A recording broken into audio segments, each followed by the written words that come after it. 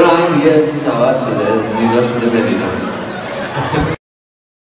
هیچ درگیر عشق و اینا بودی در داخل کشور تو زندگی با در ارتباط به اون ساعت بودی که نخوای بخوای دل بکنی یا نخوای دل بکنی ازش؟ یعنی کسی بود که دیگه گفتی آقا باید بذارم کنار و برم، یا اینکه نه اصلا کسی نبود تو زندگی؟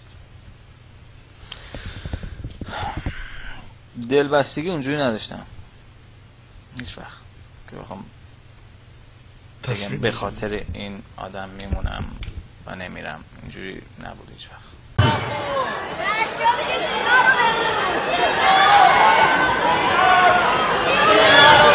آدم فروش